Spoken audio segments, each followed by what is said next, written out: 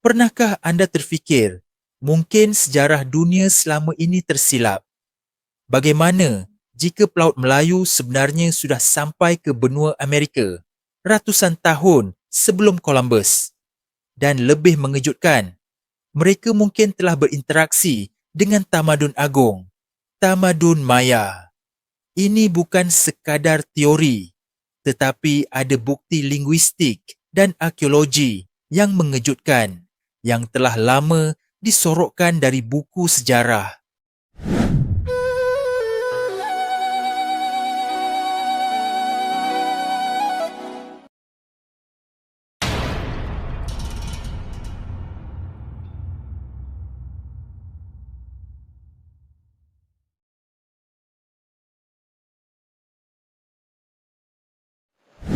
Assalamualaikum. Kembali lagi ke channel studio NS Production. Saya Nazri Saleh, hos anda. Kepada yang baru kenal channel ini, sila like, share, komen dan subscribe kerana banyak cerita menarik yang kontroversi tentang sejarah Melayu. Jangan lupa tekan butang join untuk jadi ahli juga kerana anda akan disajikan dengan cerita rahsia tentang sejarah Melayu yang lebih kontroversi dari biasa. Ini yang menariknya channel ini. Pada video ini, saya akan menerangkan tentang kaitan Melayu dengan tamadun Maya. Adakah pelaut Melayu pernah tiba di Amerika sebelum Columbus? Ramai tidak tahu, bangsa Melayu, sebahagian dari rumpun Austronesia, merupakan pelaut terhebat dunia. Mereka sudah berlayar dari Madagaskar ke Hawaii, dari Taiwan ke New Zealand ribuan tahun dahulu. Jadi, soalnya, mengapa mustahil mereka sampai ke Amerika Tengah? Tamadun Maya yang mencapai puncaknya antara abad ke-3 hingga ke-9 Masihi membangunkan kota besar, piramid bertingkat dan sistem astronomi yang mengagumkan. Tetapi, apakah benar semua ini dibangunkan sepenuhnya secara terasing? Atau ada campur tangan bangsa asing yang datang dari seberang lautan? Dalam video ini akan kupas satu persatu bukti mengejutkan yang menghubungkan dunia Melayu dan dunia Maya. Dari persamaan perkataan, ukiran hingga bukti hubungan maritim jarak jauh. Bersiaplah untuk sebuah perjalanan sejarah yang tak diajar di sekolah. Bangsa Melayu bukanlah bangsa darat, tetapi bangsa laut. Seawal 2000 sebelum Masihi, nenek moyang kita telah pun mencipta perahu bercadik dan berlayar ke seluruh Asia Tenggara dan Pasifik. Kajian DNA dan linguistik membuktikan bahawa orang Melayu tergolong dalam keluarga Austronesia, salah satu diaspora maritim paling hebat dalam sejarah manusia. Dari Pelabuhan Melaka hingga ke Pulau Easter, pelaut Austronesia menghubungkan lebih dari separuh dunia dengan kapal mereka. Di Madagaskar, DNA Melayu dikesan dalam penduduk tempatan. Di Hawaii, mereka membina sistem bintang pelayaran yang luar biasa. Jika pelaut ini boleh sampai ke Lautan Hindi dan Pasifik, maka adakah tidak masuk akal jika mereka juga tiba di pantai Mesoamerika, tempat tamadun Maya berkembang? Sejarah rasmi hanya mengangkat pelayaran Eropah, tetapi hakikatnya, orang Melayu sudah merentas Samudra Lama sebelum kompas digunakan oleh Barat.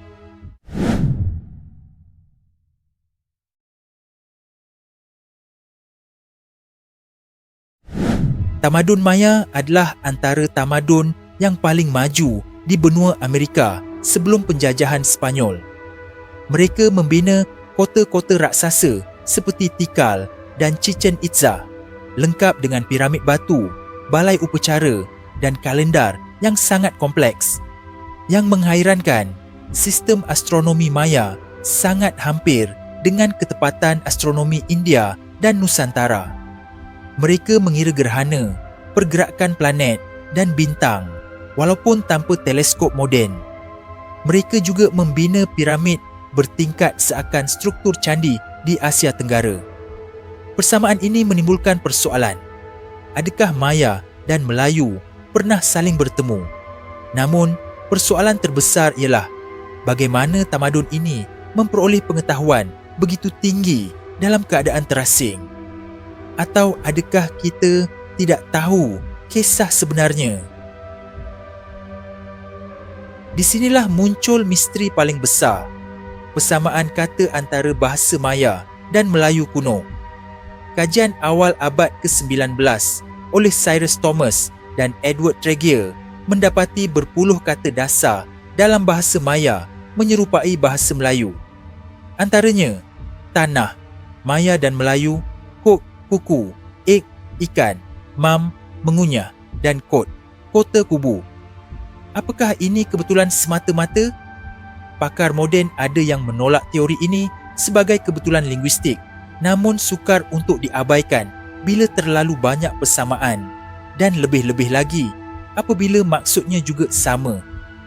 Jika bahasa Maya memiliki unsur pinjaman dari Melayu, ini bermakna interaksi antara kedua-dua tamadun itu mungkin pernah berlaku dan dunia perlu menulis semula sejarahnya. Kajian DNA dan botani menunjukkan bahawa pelaut Polinesia telah sampai ke Amerika Selatan, terbukti melalui kehadiran ubi keledek, Kumara, di Pasifik sebelum Columbus. Kajian linguistik juga menunjukkan persamaan nama antara bahasa Quechua dan bahasa Polinesia. Sekiranya orang Polinesia yang berasal dari rumpun Austronesia juga berjaya sampai ke Amerika Selatan, maka orang Melayu juga mempunyai potensi pelayaran sama. Namun, sejarah rasmi hanya mengiktiraf kontak ini setakat Polinesia Amerika Selatan. Kewujudan bukti keledek, campuran DNA dan nama yang sama menunjukkan bahawa pelayaran Asia ke Amerika bukan mitos semata-mata.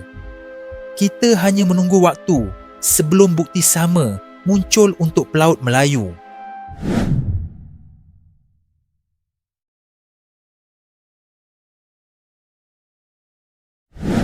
Beberapa teori kontroversi telah mencetuskan debat global. Ada yang mendakwa tamadun Maya diasaskan oleh orang Melayu. Malah ramai yang mengatakan bahawa Panglima Awang, Enrique Malacca, ialah orang pertama mengelilingi dunia, bukan Magellan. Terdapat juga teori dari Turki bahawa pelaut Muslim tiba di Amerika pada abad ke-12, serta dakwaan bahawa armada Cheng Ho dari China sudah ke sana pada tahun 1421. Namun tanpa bukti kukuh, semua ini kekal sebagai teori. Namun, ia menunjukkan satu perkara penting. Dunia belum menemui semua kebenaran sejarah. Adakah kita berani mencabar buku teks sejarah dan membuka mata terhadap kemungkinan yang selama ini ditutup oleh kuasa-kuasa penjajah? Pakar sejarah arus perdana menolak teori ini kerana kurangnya bukti arkeologi. Tiada artifak Melayu di tanah Maya, tiada manuskrip yang mencatatkan interaksi dan tiada kesan DNA yang menyokong hipotesis ini. Tetapi persoalannya, adakah bukti itu benar-benar tiada atau sudah dilenyapkan oleh penjajah? Banyak manuskrip Melayu dibakar ketika penjajahan dan tapak arkeologi tidak dikaji sepenuhnya. Malah, beberapa pakar percaya bahawa tapak penting di Nusantara seperti Lembah Bujang dan Kota Gelanggi masih menyimpan rahsia besar yang mungkin akan merungkai hubungan antara dunia Melayu dan dunia Maya. Adakah ini semua kebetulan atau konspirasi untuk menutup sejarah yang lebih besar dari yang kita pernah bayangkan? Sejarah mungkin belum lengkap. Teori Melayu Maya ini masih belum dibuktikan secara konkret, tetapi cukup untuk mencetuskan pencarian baharu agar sejarah Melayu tidak terus tenggelam. Dengan perkembangan teknologi arkeologi dan DNA purba, siapa tahu satu hari nanti sebuah penemuan akan merungkai kebenaran yang mengubah sejarah dunia. Bangsa Melayu harus bangkit meneliti semula akar sejarahnya yang luas, hebat dan tidak tercatat. Jangan hanya percaya apa yang ditulis penjajah. Kita mesti gali semula apa yang hilang. Kerana mungkin dalam sejarah yang digelapkan itu terdapat rahsia tentang siapa yang benar-benar sampai ke dunia baru dahulu. Terima kasih kerana menonton dari awal hingga habis video ini.